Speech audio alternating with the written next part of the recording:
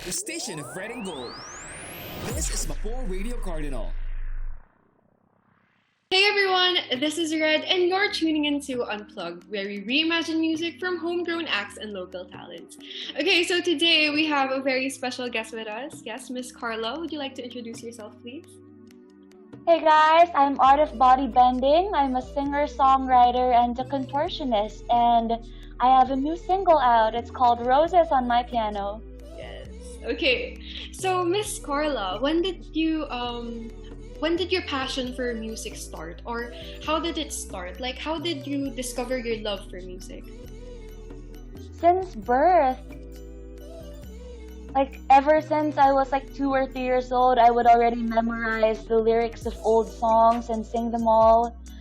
And I loved doing that in preschool, but then when school started, my parents were very strict and they did not like the arts. So I wasn't, really given the support to keep singing, but it's something that I've always loved silently. And then I started writing songs when I was around 11. Yeah, but it was only when I was 15 that I had like some songs that I was like, I really want to put this out. But of course, I still kept it to myself because I was very shy, and I'm from a very Catholic all-girls school where everyone was like Regina George. So yeah, the support still wasn't there for me to come out and sing. And then I ended up being a contortionist. I don't really know how. I ended up being an actor, ended up being a pole instructor, an events host, all sorts of things. But it was only my first love, music, where like I didn't seem to be able to find the opportunity until much, much later. It was only last year that I finally was able to produce my songs and share them with the world and not be shy to sing anymore. Yeah, and the first songs that I released were the songs that I did write when I was 15. So I kept that promise to myself, to my 15-year-old self, your songs will be out. And now, yeah, I'm writing new songs now that I'm putting out. So from your first EP, which is on Spotify, am I right? Yeah. Okay. So since you mentioned that did you write those when you were 15? I wrote 3 out of 4 songs when I was 15. And I never forgot like my dream that I would have this out on the radio, and yeah, I was finally able to make it happen after 10 years. So how did you get the inspiration to actually put it out to the public? Because from your first interview with Unplugged, I remember you talking about your process of writing and your influences in the type of music that you create. So how did you actually get the courage to put it out? Well, it was more of circumstance than it was courage. Yeah, the courage came later. It finally did. My first EP is called Ferrying the Lost Boys, which I hope you guys will listen to. It plays on Mapua Radio Cardinal. And it came from a circumstance where I was in a relationship with a music producer. But that music producer turned out to be a rather sketchy character because he had a long history of embezzling musicians for their money. So he gets the rights and the royalties lifetime for all of their music. And when I met him, like he said that he would help me, that he would do everything for me, but none of those promises came true until it was a very long time already into the relationship, and I realized just how toxic it was. I didn't know anything about his sketchy activities, but once the haze like left my eyes and I saw him for who he was, I started hearing about all the things that he had been doing to many musicians, and that's when I saw that like, okay, he's not gonna help me put out my music. I can't expect that to happen, but just that I stayed in this relationship, just that I did all of this for him, it just shows just how much I love my music and how much I want to put it out. So that's when I decided that I'm gonna put this out myself. And I really, thank God that guy gave me no choice, because he was about to take already the rights and royalties to my music, like through this very evil contract. And the only way I could stop that contract from taking effect was if I released my songs first before he did. So it was a rush project. Like, we did it in 2 months, but it pulled through. Okay, that's actually my first time to hear like that kind of setback when it comes to producing music, because I've never heard it from someone like I know. Wow. Yeah, So, it's not like, it's already a part of my past, so I really don't need it to get any more attention, and it's not something that's really talked about in the music industry. Like, one of the disadvantages, I guess, from being in the music industry here in Manila is everything is all like whispers and everything is like undercover, so you don't know like exactly how much musicians get paid, or like how much they will or will not get out of their own music.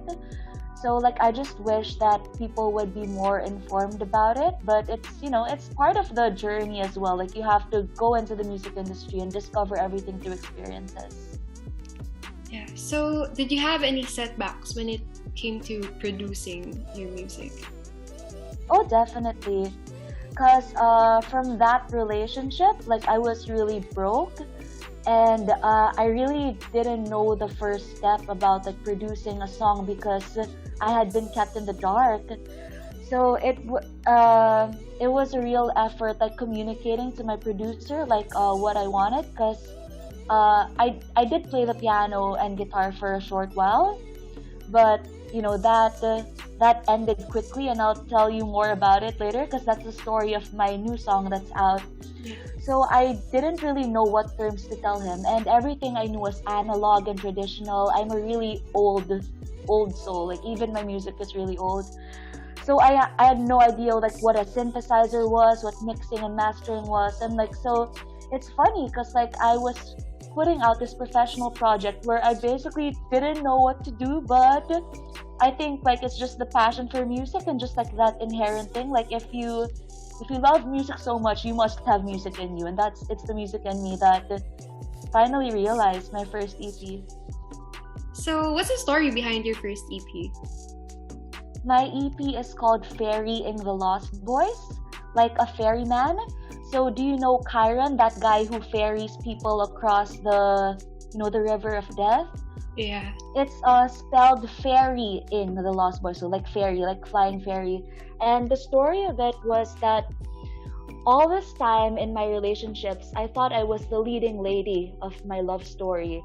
But now that I've grown up and seen the truth, it just turns out na ako lang pala yung driver ng lahat ng boys na yun. I was never the bida, and all this time I've just been helping these boys, get what they wanted by compromising myself, like going into hell literally just to be able to give them love that I never got back. But it's called Ferrying the Lost Boys because this whole time I was put into a job that was not for me. But it's me realizing that I'm a fairy. So I may have been stuck in this spin, but all this time I can just fly away from this and, work my magic. So that's what happened. Okay, I see. So, as for your second EP, like, is it very different from the story of your first? Oh, Like- definitely. And it's not an EP yet. It's still a single. But since you mentioned EP, okay, let me give you guys, or you heard it first on Radio Cardinal. I have 6 new songs that I'm planning to make into an EP as well this year. Yeah. Okay. Good. Like, she just drew that out of me. She's good. I'm sorry. Okay. So, what's the story behind the song that you're about to release? This song is called Roses on My Piano, and it follows my songwriting tradition of taking something really ugly from my experiences and trying to make it beautiful. And, it's still similar in a sense that I'm making peace with the past negative events in my life. So, Roses on My Piano, and like, are explicit words allowed on this radio station or no? No, I'm sorry. Okay, alright. I was about to use a word, but at first, Roses on My Piano sounds like having sex with a pianist. But the true story behind it is, it's the story of losing my one and only love, and that was the piano. Because when I was a kid, I never thought about being an actor or a contortionist or a dancer. Like, the only thing I wanted to do was play the piano, but of course, my parents weren't into that. So during first year high school, I never used any of my lunch money. And I was saving it all because there was a mall across my school. And when I finally had enough, before my parents would pick me up, I would sneak out of school to take piano lessons and sneak back by the time they got back. So that was the first ever time I fought for something I loved, and it was the piano. So like it changed me, you know? But then they found out and they took my ATM card, and I was never able to continue taking piano lessons. Like, if you've watched my past interview with Roy, like I did say that I ran away from home when I was 15, just to be able to build my own life without, you know, without having everything I love taken away from me, basically. And, you know, I had to use my money and my efforts on survival, of course. And all sorts of things happened to me. Like, I got opportunities to be a dancer, to be an actor. So music, you know, it fell by the wayside. So that's like my one biggest heartbreak, bigger than all of those boys that I ferried, that I was never able to realize my dream of becoming a pianist. And now it's not gonna be easy to go back to that because it takes so many years of practice. You know, it takes so much time that I no longer have because of my careers in other places. So this song is like my last love letter to my first love. But instead of me getting all mushy and saying that my heart is broken because I can't play the piano, I play with the meaning. So instead of expressing my love for piano, I express my love for a pianist. Like, in a way, it's almost like making fun of the situation. It's like, who needs to be a pianist when you can have a sexy pianist boyfriend? So it's me kind of like turning something really sad and cheering myself up by making it something, you know, something sexy, something attainable, because I think I'd sooner have a pianist boyfriend than learn how to be a pianist. Yeah. And it's a song that's very sexy. It's talking, you know, it has a lot of musical puns that are like pickup lines, but you know, at the middle layer of it, not the core layer, which is my heartbreak, at the middle layer, it's kind of a song that celebrates how much I love musicians, how much I love my musician friends, and making peace with the present. That, okay, I'm not a pianist now, but like, I'm making music with so many talented guys, and that's not bad at all. Yes. So when you write your music, do you like express it as it is? Like, do you just say words as it is, or do you use a lot of metaphors in your process of writing? Well, pretty much every single lyric in Roses on My Piano is a metaphor, if you've listened to the song. And it really comes out as a metaphor already, because especially the songs that I wrote back when I was 15, because like, okay, I have a crush, I want to tell him stuff about love, but I don't want him to, you know, I don't want him to know that I have a crush on him. So I really wrap it up, and it's like really a process of creating so many layers into a story that's very metaphorical. Like, at the end of my songwriting, it's gonna be a completely different topic, but there are hints as to what the underlying true story is. So that was my process ever since. But now I've written some new songs where I just say what I mean. Like, it's so funny how I'm always naked in my, you know, in my photos, in my videos, but this is the very first time I've been naked about my music and really talked about my life in my new song. So you get to see that other side later. So how long did it take for you to finish the whole thing, from writing it to the melody, the beats, producing the music itself?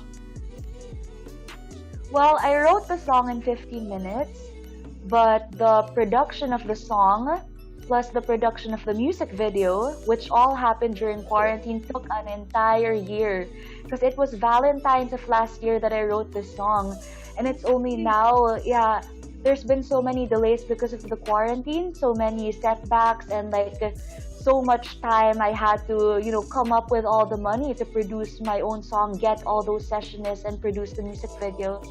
Yeah, so it's been a year, but we're here. Yes. So how would you describe your upcoming song? Well, it's very cheeky, and it's like a funny, sexy song, and there's a question in that song that you're gonna hear the answer to. So the hook of the song is "What's better than roses on my piano?" and you'll find out when you listen to it. It's very old. Like, it sounds like a jazz standard. Or at least that's what I try to pay homage to. And it sounds like a song that came from your lola's, vinyl placas. But the lyrics of the song are very, progressive. Like, if you were gonna listen to the song, like, the main thing for you to find out that it was written in 2020 was that the lyrics, like, are something that you wouldn't expect a girl to say. Yeah, even in this day and age, much less way back then. And it's also a message of telling people that, you can just ask for what you want. You can just express your desires, and you may not get them, but like, it's nice to liberate yourself from, worrying about what other people think, or like what you should and shouldn't be, and just, really just talk about what you love. And I talk about the piano and sexy pianists. So do you think you'll ever create music that's quite different from the type of music that you create? Like, does this upcoming song of yours sound similar to your first EP? Because I've listened to your first EP, and from your description of your next song, you mentioned that it's jazzy-ish, right? Like, came from your Lola's playlist. And from what I heard from your first EP, because I've listened to it, like I said, and it kind of sounds also like jazzy. Really? Yeah, I've listened Wow, okay. My musician friends would like laugh. It's like someone thinks Carla's jazz, but well, I've always loved jazz. That's like, the main core of my musicality, but like since I'm not like exactly a trained musician, like my songs would be more classified under pop. Yeah, like to do jazz, you must be very very knowledgeable about the structure of jazz, the form of jazz. And I've if you ask me to describe myself as a musician, I would always say jazz. But then the more trained musicians would say, no, that's not jazz. And it's really just because I was still trying to articulate, like the music that I had in me. I was 15 when I wrote that. Cut me some slack, okay? But now, like, I've gotten more comfortable, making my own song. So now the jazz is really, really starting to come out. And in my next songs, there's also blues, there's also funk. So this is the music that's like the core of me, and now I can finally articulate it. You'll hear that very soon. So it's like the type of music that I'd hear in a coffee shop. Is that it? Like a coffee? Oh, definitely not. It is nothing but chill. So there's different kinds of jazz. And then the jazz in the coffee shop, many musicians would say that's not real jazz. I mean, like, parang taas lang ng standards ng jazz. Because it really has a very complex form of music. And it has so many subgenres. So the jazz that I have is very theatrical. Like, you could, Roses on My Piano, you could call it cabaret. And there's nothing chill about it. You would not want to study to this music because it really bombards you with like very bold ideas. The way that I sing it is also very bold. So, yeah. I'm excited for that. Okay, so who do you create music for? Because for some people, they feel like they make music for the public, like what the public would want to listen to. Or for some people naman, what they actually want to produce. So who do you create your music for? I create my music for music. That's probably, people would not call that a sound decision because obviously it's such a big investment to produce your own song, especially when you're an independent artist. But I'm not gonna be so invested in something that I'm doing for someone else, or like that I don't absolutely love. Like, this is my music, and it may be very vintage. I mean, who listens to jazz standards? This is like, it could pass for something that you heard during the 1930s, the 1940s. But as I said, the lyrics are very modern, so it should be very interesting for lolas and teenagers alike. Okay, so as an OPM artist, do you think that there's a difference with the type of music that Filipinos create as compared to the type of music that artists from the West create? Definitely. The OPM classics, it's banda, it's talking about hugot. The lyrics are quite simple.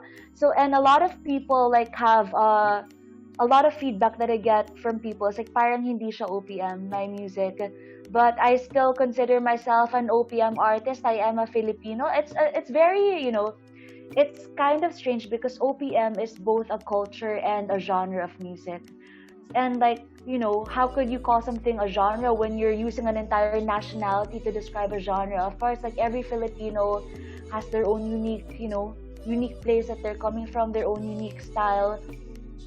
And I am a proudly Filipino musician who does blues and jazz. So I think it's pretty niche, but like, even in the States, like, not everyone listens to jazz and blues. But I think it's something that everybody would be interested to listen to, just because of all the elements I mix into it. Yes, it's blues and jazz, but it still has, a pretty pop vibe, but it has a very theatrical vibe, because I'm like pretty known for adding dramatic pauses in my songs. Like, it's a nightmare for my musician friends, because it's like, I have the song structure. Why do I have to pause it in the middle just for you to say a dramatic thing? But like, that's the story that I'm telling. So when I sing my song, like, the new songs that I sing, like, you can really feel the emotion in it, and a big part of the song is talking. So it's almost like you're listening to a theater play going on, but it's a song. So you have yet to see that. Okay, so would you say that you have an aesthetic though, like a certain aesthetic? Because I follow you on Instagram, and wow, your Instagram is a masterpiece, Chef's Kiss. And Thank you. Oh my God. I've always been intrigued by the story behind the art that you do. Would you share to us the story behind it? I'm so glad. Like, I'm just hearing now that somebody always sees a story under my art, because like, for many people, they'll just see it as nudes, right? They'll just see it as photos. But yes, there's always a very meticulously crafted story around every photo that I post. And the reason why I use nude art and, get into so many weird concepts is because it's abstract. So it symbolizes, a message that I'm trying to tell, but it's not pushing the message at you. I'm just saying that this is my story behind making this, but if you want to see it as something else, it resonates with your story, then that's what it is for you. So the story behind it is, always based on very deep personal experiences that have very painful things for me, very disappointing things that I've encountered with the world, but I'll always tell it in poetry form.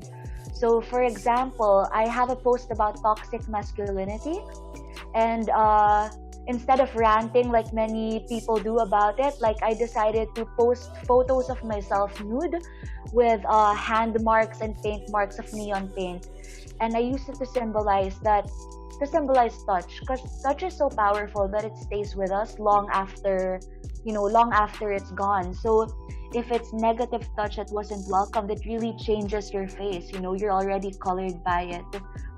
And I never really want to like make a post that's just my own experience, because I'm just not a ranter, and the purpose of me always sharing it with people is because I want it to resonate with them. So I make the story very abstract, very metaphorical, so they can really make it what they want it to be, and it takes them to a different world.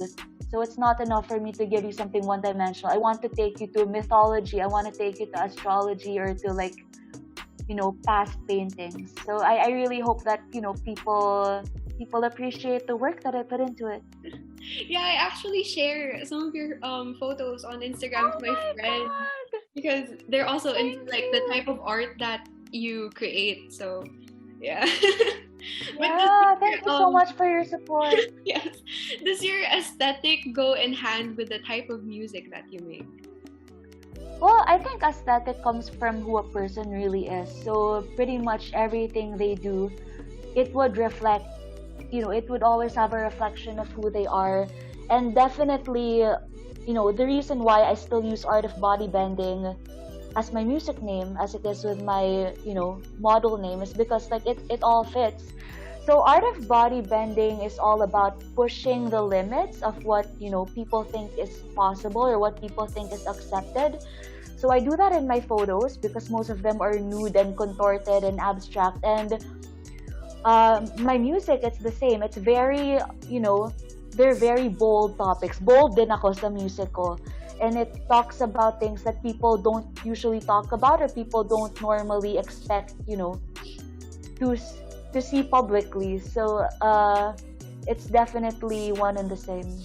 Okay, so I just had to mention this one from your last interview with Unplugged because you talked about how your artist name came from Atla, right? Avatar the Last Bender. And like the type of bending that you do is body bending because it's something that you can manipulate. And wow, that was so cool. And gosh, I was like a big fan of Atla as well. So when I heard that, I got even more intrigued with the interview at that time. So who's your favorite character in Avatar: The Last Airbender? Zuko, for sure. Like sobrang cool yung bending niya because he's not just a firebender. Like he bent his own soul, he bent his own, personality and turned it into something different. So it was such a joy to watch that alchemy of his personality turning into something, bigger than he thought he would be. So, what's your favorite type of bending? Body bending. Yeah, well, I'm a Cancer, so I'm partial to water bending, of course. But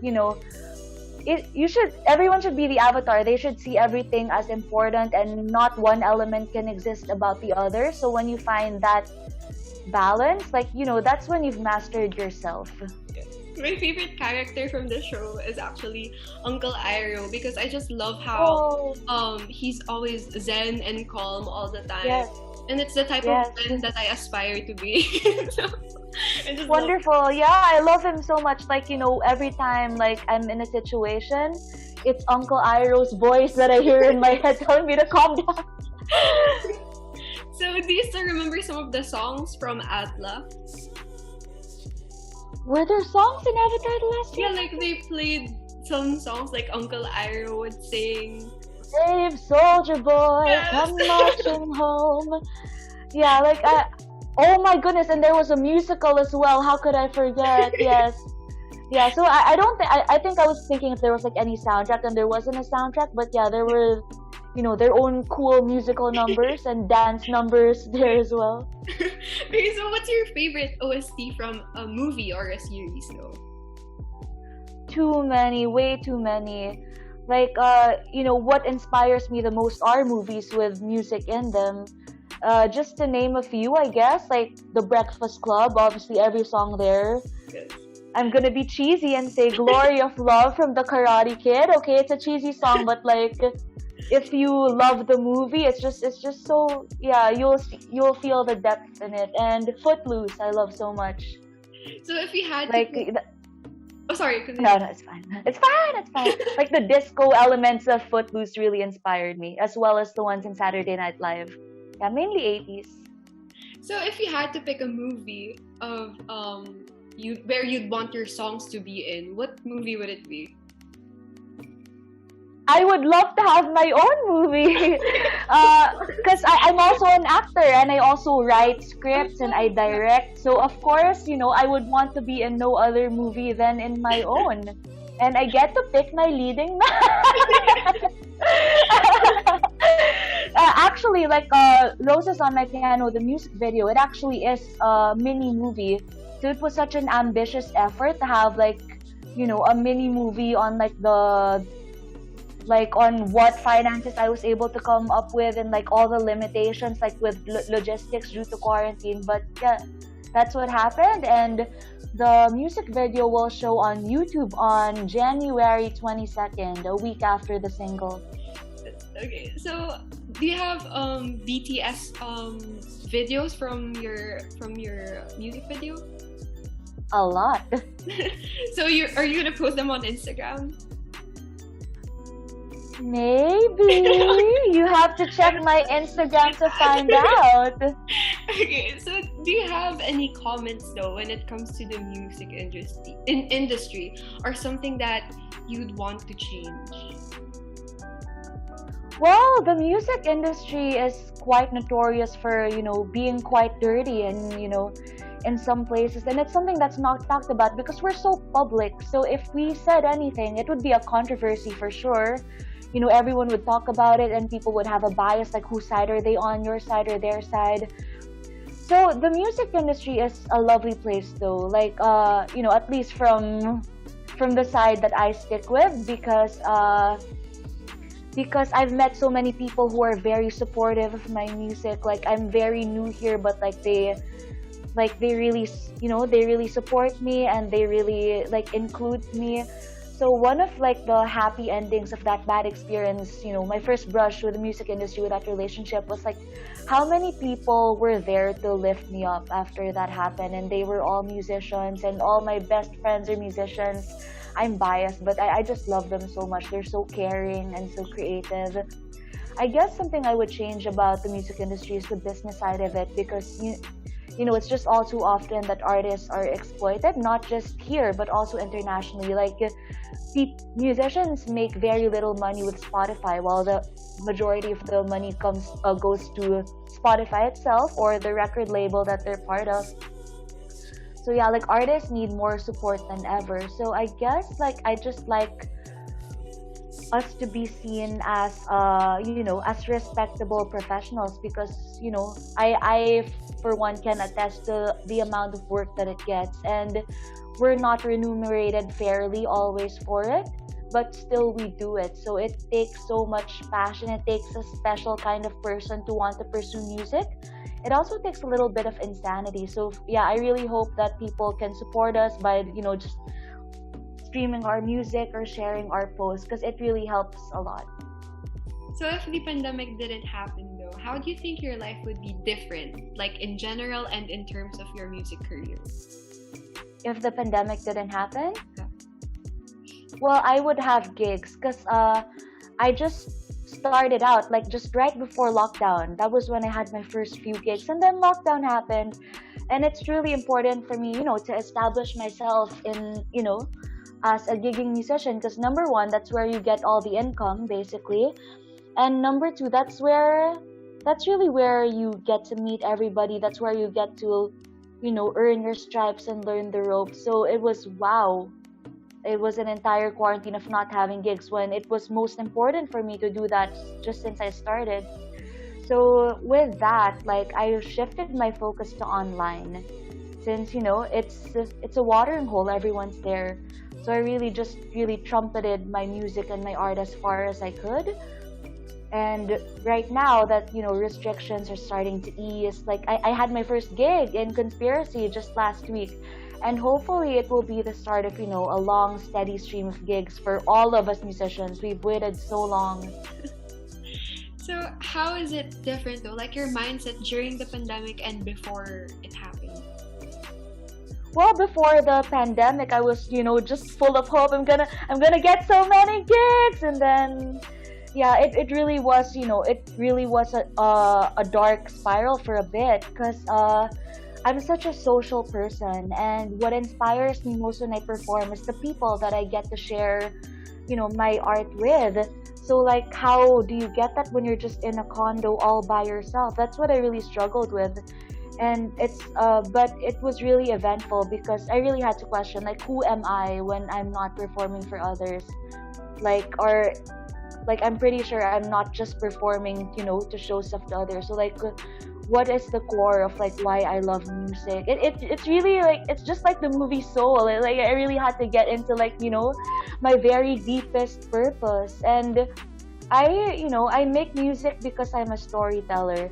And yeah, you may need other people to tell a story, but that doesn't mean that you can't prepare and share it even though you're here. So it may be it may feel so stagnant because, you know, most of what I do is social. I'm a live performer. But it's just, you know, it's just that determination that no matter what happens, even if the world was ending, I'm still gonna be a performer and nothing's gonna stop me. So yeah, I spent the entire quarantine working on getting my music video and single coming out. And yeah, it's coming out right now. Okay. Oh, sorry. I just had to mention because you mentioned Soul. I love that movie so much. Yeah, me I've too. watched it 3 times already. It's so good. Wow. Okay, so what advice would you give to aspiring artists like yourself, though? It's going to take so much heart that if you didn't have that heart, like it's really not gonna be easy. And it takes a lot of learning. Like you're gonna, you know, there's no school that, you know, tells you how to be a musician in the music industry. You learn everything through experiences and by making mistakes. So yeah, just like stick it out, because if you do, like you'll have established very deep roots, because it takes a lot not to be crushed by all of the pitfalls, all of the setbacks, and just like the pain of like sharing something you love, and like, you know, it not being certain that like people will accept it or people will give you the chance. So if you have survived that, you'll have been an avatar. So keep bending. Okay, thank you so much, Carla. Okay, so you guys, don't forget to follow us on our socials at radio_Cardinal on Instagram and on Twitter, and Mapua Radio Cardinal on Facebook. So we will be hearing more of Art of Bodybending in a little while. So keep tuning into Unplugged, only here at Mapua Radio Cardinal, Red and Gold on air. The station of red and gold. This is Mapua Radio Cardinal. Okay, so we're back here at Unplugged, where we reimagine music from homegrown acts and local talents. Only here at Mapua Radio Cardinal, Red and Gold on air. Okay, so earlier we just heard the beautiful single of Miss Art of Bodybending for us. Okay, so Miss Carla, would you like to please invite our listeners, or would you like to promote upcoming events and where we can find your tracks online? Sure. Well, I have a gig at Conspiracy. It's on March 2nd for Women's Month. Very powerful women will be serenading you. So if, you know, as long as you follow social distancing, you know, all the protocols, please do come over. And my single is out. You can listen to it on all streaming platforms, Spotify, YouTube Music, Apple Music. Just search Art of Bodybending. It's called Roses on My Piano. And on January 22nd, my music video is gonna be out for that song on YouTube. Please look for Art of Bodybending on YouTube and you'll find it there. If you can, please subscribe, please share the post. And yeah, you can follow me on my social media, Art of Bodybending. And yeah, see if you like it. If you like it, share it. Yes, okay. Thank you again so much, Miss Carla, Miss Art of Bodybending. You have blessed us so much with your presence. Thank you. You have blessed me too. Thank you. Okay, you guys, don't forget to follow us on our socials at radio_Cardinal on Instagram and on Twitter, and Mapua Radio Cardinal on Facebook. Keep tuning into Unplugged, only here at Mapua Radio Cardinal, Red and Gold on air. The station of red and gold. This is Mapua Radio Cardinal.